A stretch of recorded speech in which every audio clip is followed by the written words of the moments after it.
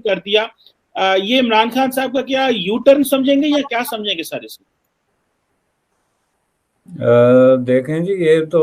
بہرحال جو لوگ اس بات کی باریکی کو سمجھتے ہیں ان کے لیے تو یہ بڑا شاکنگ قسم کا پوسچر ہے،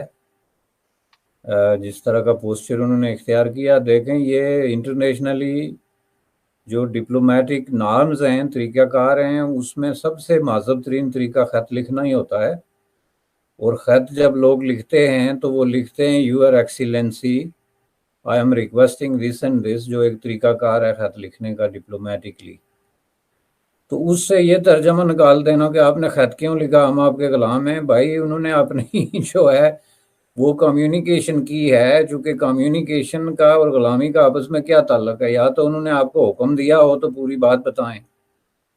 کہ اگر آپ خط کا پورا جو ہے وہ کنٹینٹ اس کو ڈسکلوز نہیں کر رہے تو انہوں نے آپ کو کہا ہو کہ ہم آپ کو وارن کرتے ہیں یا کہتے ہیں کہ یہ کریں،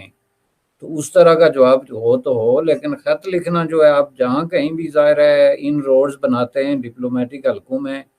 تو آپ فون کرتے ہیں یا خط لکھتے ہیں اور اپنی بات سامنے رکھتے ہیں کہ جی ہمارا یہ خیال ہے اور آپ ہماری مدد کریں، سپورٹ کریں، یا ہمارے فیور میں جو ہے وہ بات کریں۔ اب اس کے جواب میں یہ کہنا کہ آپ نے خط کیوں لکھا، ہم آپ کے غلام ہیں، یہ بہت ہی ڈی جنریٹڈ قسم کی مینٹالٹی کا جواب ہو سکتا ہے۔ یہ کسی پالیٹیشین کا یا کوئی ہائی کیلیبر کی کوئی آفیشل جو ملک کو ریپرزینٹ کر رہا ہے، میں نہیں سمجھتا کہ اس کے الفاظ اس طرح ہو سکتے ہیں۔ یہ بہت ان ڈپلومیٹک ہے اور بہت زیادہ ہے، بلکہ ان ایتھیکل میں کہوں گا۔ یعنی اس کا مطلب یہ ہے کہ آپ سے کوئی بات ہی نہ کرے، پہلے آدھا ویسٹ تو آپ سے بات کر ہی نہیں رہا ہے۔ پہلی بات تو یہ ہے کہ مثلا یونائٹڈ اسٹیٹ آف امریکہ جو کہ مین پلر ہے ویسٹرن دنیا کی ڈپلومیٹک جو مووز ہیں، اس نے تو کلیئرلی آپ کو جواب دیا ہوا ہے کہ ہم آپ سے بات ہی نہیں کرتے سرے سے۔ تو اوپر سے اگر یورپین یونین جو ہے وہ اگر آپ کو ایک خط لکھتی ہے اور اپنی ایک معروضات پیش کرتے ہیں جو بھی ان کی ہیں، غلط بھی ہو سکتی ہیں،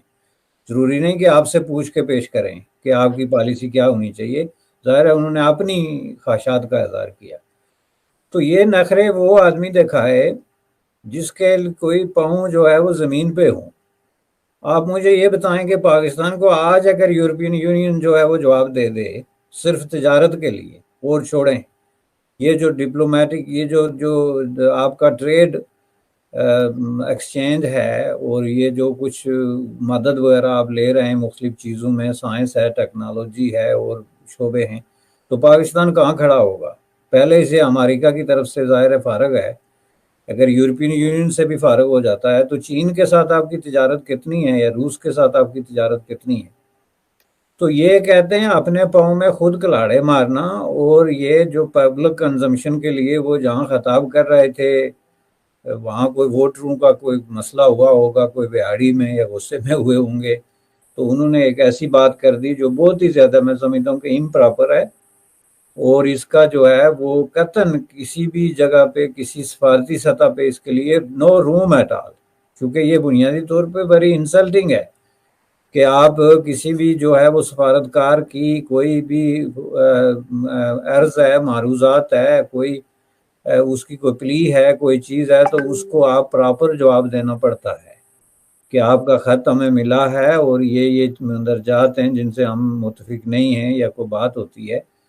تو یہ بات جو ہے یہ میں سمجھتا ہوں کہ اب جو ہے وہ بہت زیادہ وہ جو گھبراہٹ کا عمل تھا نا کہ گھبرانا نہیں ہے، وہ گھبراہٹ کا حملہ اب ان پہ شروع ہو گیا ہے